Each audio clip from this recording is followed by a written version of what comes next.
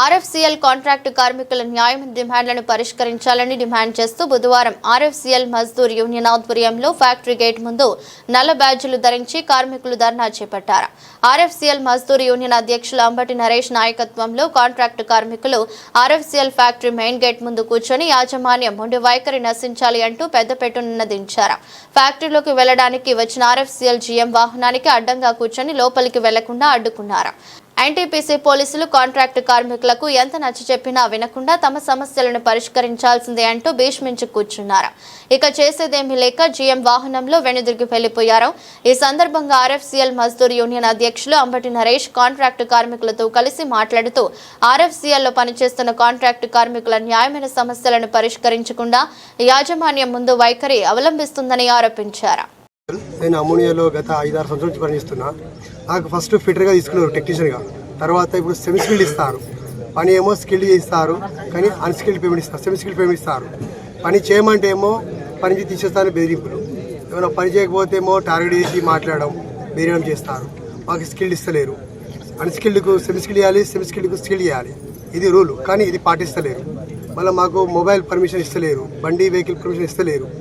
మళ్ళీ టీ కూడా టైంకి రాదు. ఏమైనా అంటే మీరు టీ పర్మిషన్ మీకు లేదు అన్నట్టు. అలా 11:30-12 గంటల ప్రాంతంలో టీ వస్తుంది. లంచ్ టీ పొద్దున 10 గంటల టీ 12 గంటలు తాగాల. వాళ్ళకేమో 9:30-10 గంటలకు టీ వెళ్ళిపోతుంది. మాకు కావాల్సింది అల్వేస్, ప్రతి నెల అల్వేస్ కావాలి. మాకు స్కిల్డ్ పేమెంట్ ఇవ్వాలి, అన్స్కిల్డ్కు సెమీ స్కిల్డ్ చేయాలి. ఇవి మాకు కావాల్సింది. బోనస్, ప్రతి నెల బోనస్, అల్వెన్స్. ఇవి లేకుంటే మేము మళ్ళీ అమరణ నిరాదీక్ష చేద్దామని అనుకుంటున్నాం. యూరియా ఇచ్చేటువంటి ఆర్ఎస్ఎల్ ఎరువుల కర్మాగారంలోని కార్మికులందరూ ఇవాళ దేశానికి అన్నం పెడుతున్నటువంటి కార్మికులు ఇవాళ తిండికి తిప్పలేక బువ్వక లేక రోడ్డు మీద చూసుకునేటువంటి పరిస్థితి వచ్చింది. న్యాయమైనటువంటి హక్కులు డిమాండ్ల గురించి స్కిల్డ్ అప్గ్రేషన్ చేయాలని చెప్పి, అలవెన్స్ చేయాలని, బోనస్ ఇవ్వాలని చెప్పి, పిహెచ్డీలు ఇవ్వాలని చెప్పి, న్యాయపరమైనటువంటి హక్కుల గురించి ఇవాళ మీదకి వచ్చే పరిస్థితి వచ్చింది.